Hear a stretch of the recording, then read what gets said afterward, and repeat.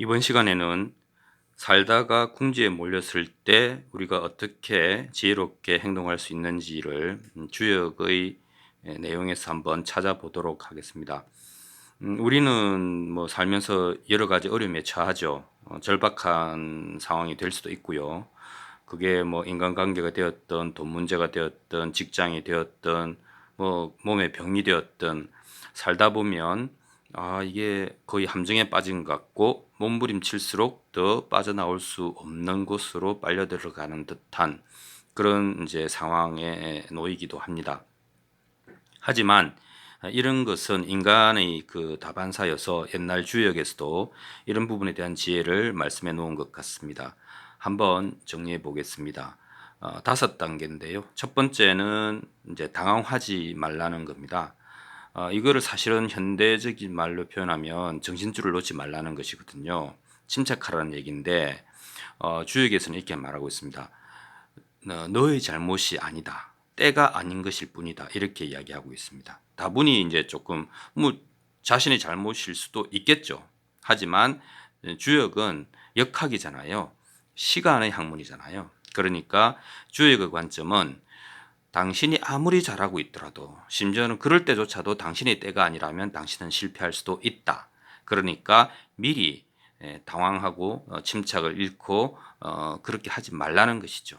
그래서 이게 특히 이제 그 심리학적으로 보면 그 왜 자기 처벌이라는 것이 있지 않습니까? 우리는 실패에 직면하면 제일 먼저 침착함을 잃어버리고 스스로를 뭐라 그럴까 처벌하게 되죠. 심리적으로. 그렇지만 그렇게 해서는 애초부터 문제를 해결할 방법 자체가 없어지는 것입니다. 그러니까 첫 번째, 당황하지 마라. 때가 아닌 것이라고 생각해라. 이것이죠. 그래서 약간의 침착함으로 그 약간의 우리가 그 이성적인 끈을 잡는다면 이제 두 번째에 대해서 생각해 볼 수가 있습니다. 손에 쥔 것을 놓아라. 우리는 이제 왜 어려워지느냐 하면 우리가 손에 든 것을 끝내 놓지 않으려고 하기 때문에 상황을 풀어가는 것이 더 어려워질 수도 있습니다. 그런데 이것이 점점 악화가 되면 우리는 선택해야 될지도 모릅니다. 손에 쥔 것을 들고 손에 쥔 것을 놓지 않고 쓰러질 것인지 손에 쥔 것을 놓아버리고 좀 더 자유로워질 것인지를 선택해야 되는 상황에 놓일지도 모르겠습니다.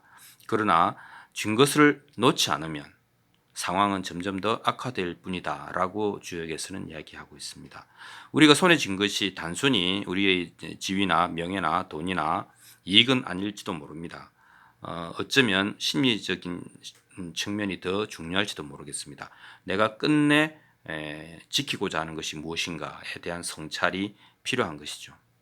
그리고 세 번째는 이제 손에 쥔 것을 놓았으니 그와 관련된 부수된 주변을 정리하라는 것입니다. 우리는 생각보다 많은 관계와 그 관계 속에서 에너지를 쓰고 있는데 우리들이 그 쓰고 있는 에너지를 정리하고 함으로써 우리는 에너지를 세이브해야 됩니다. 에너지를 모아야 되죠. 왜냐하면 새로운 것을 해야 될 테니까. 그래서 우리는 주변을 정리하는 것이 세 번째 할 일이다. 물론 어떤 지위에서 물러난다든지 관계가 끊어지면 자연스럽게 정리되는 것도 있겠습니다만은 실제로는 어떤 실패 직면에서 차분히 자신을 돌아보고 자신의 생활에서 불필요한 것들을 정리해 나가는 것이 세 번째로 필요한 일이라고 하고 있습니다. 네 번째는 새롭게 하라는 것입니다.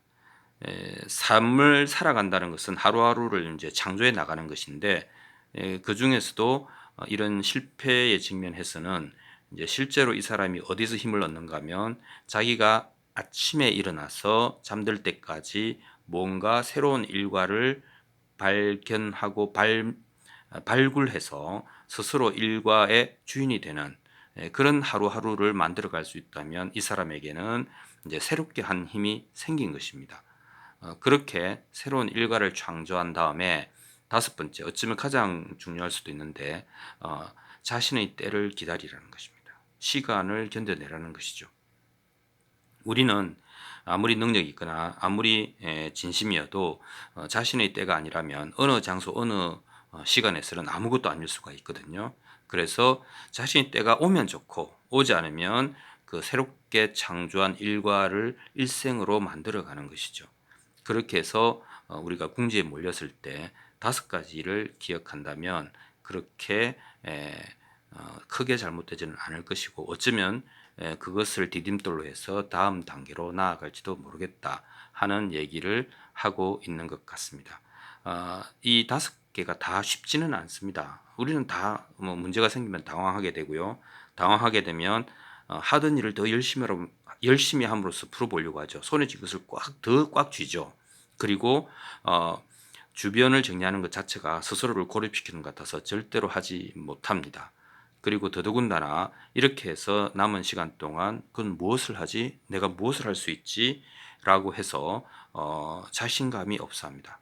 그러나 여기에 이제 비밀이 하나 있는데요. 주변을 정리하고 남은 시간과 에너지로 뭔가를 할 수 있을지를 모르지 않습니까? 바로 이 모르는 상태가 깊어지면 실제로 음에서 양이 생겨나듯이 자신에게 맞는, 자신의 그 빛깔과 색깔에 맞는 해야 될 일이 이제 올라오는 것입니다. 그러니까 그 주변을 정리하고 에너지를 모으는 것은 목적이 하나인데, 그 새로운 것이 올라올 수 있도록 충분한 어둠과 침묵을 만들어주는 것이다. 이렇게 말할 수 있겠습니다. 그리고 우리는 조급하죠. 이렇게 하면 바로 저렇게 돼야 되는 것이죠.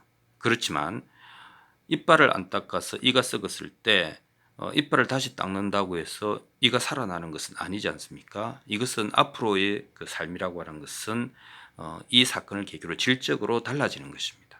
그래서 자신의 때도 카이로스도 완전히 다른 때가 되는 것입니다.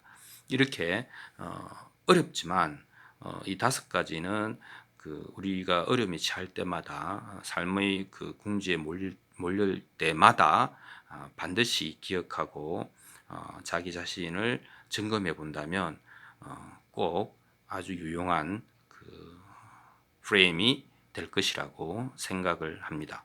이만 하겠습니다. 감사합니다.